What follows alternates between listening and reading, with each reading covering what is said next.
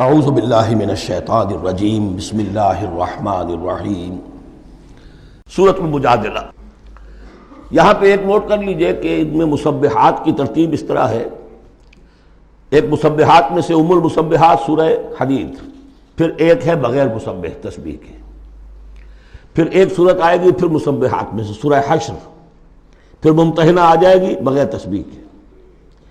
پھر ان 10 صورتوں کے اندر جو اہم ترین جوڑا ہے، مرکز ان کا، وہ سورہ صف اور سورہ جمعہ دونوں مسبحات سے شروع ہوں گی۔ پھر ایک خالی، پھر مسبحات میں سے تغابن، پھر دونوں ایک جوڑا ہے کہ جو بغیر مسبحات کے ہیں، سورہ طلاق اور سورہ تحریم۔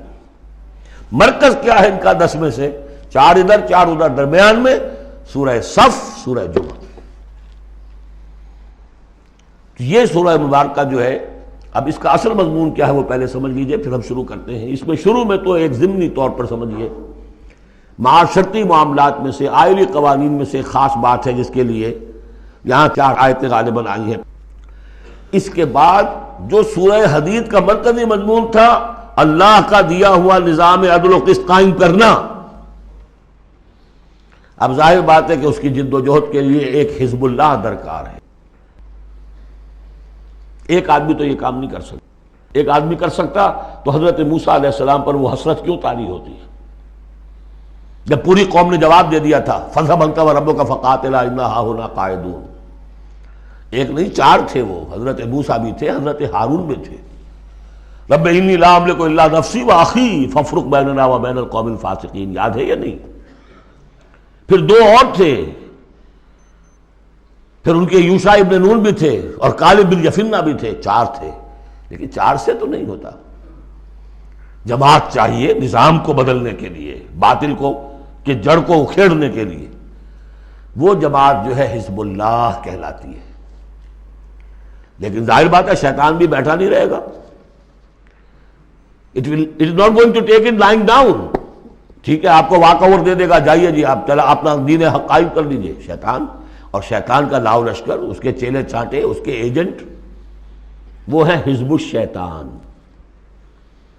اس سورہ مبارکہ میں اب حزب اللہ اور حزب الشیطان کا تقابل آئے گا، اور حزب اللہ کے کارکنوں کو کچھ ہدایات دی جا رہی ہیں کہ یہ شیطان تمہارے اندر بھی رخنے پیدا کرنا چاہتا ہے، کس طریقے سے اس کو روکو۔ جیسے سورہ حجرات میں ہم نے دیکھا، تمسخر ایک دوسرے کا نہ کرو، ایک دوسرے کی غیبت نہ کرو، سوء ظن سے کام نہ لو، وہ یاد ہے، کسی کے نام چڑھانے والے نہ رکھ لو، وہ ساری ہدایات۔ کسی افواہ کے اوپر فوراً اقدام نہ کر لو، اگر کوئی فاسق کوئی خبر لے کر آئے تحقیق کرو پھر کوئی اقدام کرو۔ یہ ساری ہدایت کس لیے؟ آج 2 مسلمان لڑ پڑے تو صلح کراؤ، تاکہ وہ حزب اللہ مضبوط رہے، مستحکم رہے۔ یہ نیکی کی قوت ہے، نیکی کی طاقت ہے۔ یہ طاقت مضبوط ہوگی تو نیکی کے لیے امکان ہوگا کہ اس کا غلبہ ہو، اور وہ قوت جو ہے نیکی کی حامل قوت، وہ اگر کمزور ہو گئی تو پھر جو باطل ہے وہ ڈنکا بجائے گا۔ یہ ہے اس سورہ مبارکہ کا مضمون۔ پہلے آگے ہے ایک معاملہ خاندانی آئلی قوانین میں۔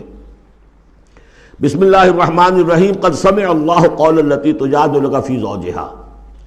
یہ زہار ایک کہلاتا ہے شریعت کی روح سے، اور عرب میں یہ رواج تھا۔ ایک تو طلاق ہوتی ہے، شوہر نے بیوی کو طلاق دی، اب طلاق کی مختلف قسمیں ہوں گی، وہاں ہم بھی پڑھ چکے ہیں کون کون سی قسمیں ہیں۔ طلاق رجعی ہے، طلاق بائن ہے، طلاق مغلظ ہے، وغیرہ وغیرہ۔ ایک اور ان کے ہاں اس کے پیرلل ایک چیز تھی، بالکل بہت غصے میں آیا شوہر کہ تم تو میرے لیے میری ماں کی طرح ہو، بس ختم۔ اب قیامت تک وہ اس کے لیے حلال نہیں ہو سکتی، وہ اس کے لیے حلالہ بھی کوئی نہیں۔ طلاق مغلظ کے لیے تو پھر بھی کوئی حلالہ ہے، اس کے لیے حلالہ بھی نہیں تھا۔ یا کہہ دیا ماں کی پیٹھ کی طرح ہو، ماں کے جسم کے کسی حصے سے تشبیہ دے دی، اب تو تم میرے لیے تو میری ماں کے فلاں چیز کی طرح ہو، گویا کہ اب میں تمہارے ساتھ کوئی تعلق نہیں رکھ سکتا۔ مستقل جدائی ہو گئی، اس کو زہار کہتے ہیں۔ یہ واقعہ پیش آ گیا، صحابہ میں سے ایک صاحب تھے اوس بن ثابت، انہوں نے اپنی بیوی خولہ بنت ثعلبہ کے ساتھ زہار کیا۔ بچے تھے چھوٹے چھوٹے، وہ آئی روتی پیٹتی حضور کے پاس کہ حضور یہ کر دیا اوس نے، میں کیا کروں گی، اب یہ میرے چھوٹے چھوٹے بچے ہیں، یہ رل جائیں گے۔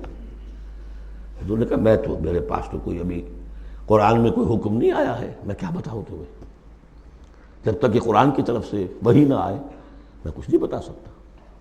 وہ چیخ رہی ہے، حضور سوچئے تو صحیح میں کروں کیا، کہاں جاؤں، ان بچوں کو لے کر کہاں جاؤں میں، یہ ہلاک ہو جائیں گے بچے۔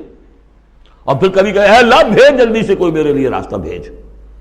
اس کیفیت میں پھر یہ وحی نازل ہوئی، قد سمع اللہ قول التی تجادلک فی زوجہا، اللہ نے سن لی ہے اس عورت کی بات جو اے نبی آپ سے جھگڑ رہی ہے اپنے شوہر کے بارے میں، وتشتکی الی اللہ، اور اسی میں وہ اللہ سے فریاد بھی کر رہی ہے کہ اللہ میرے لیے راستہ پیدا کر۔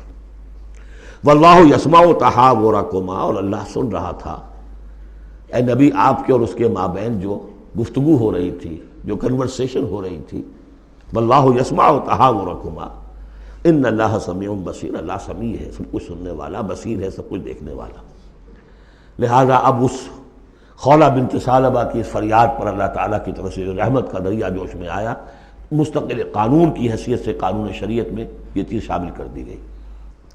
الذین یظاہرون منکم من نسائہم، اے مسلمانوں تم میں سے جو لوگ اپنی بیویوں کو اپنی ماں کہہ بیٹھے، ماں ہن امہاتہم، وہ ان کی مائیں تو نہیں بن جاتی کہہ دینے سے، جیسے کسی کو بیٹا کہنے سے بیٹا تو نہیں بن جائے گا، وہ منہ بولے بیٹے کی کوئی حیثیت نہیں، اسی طرح یہ ماں کہہ دینا اس سے کوئی معنی نہیں۔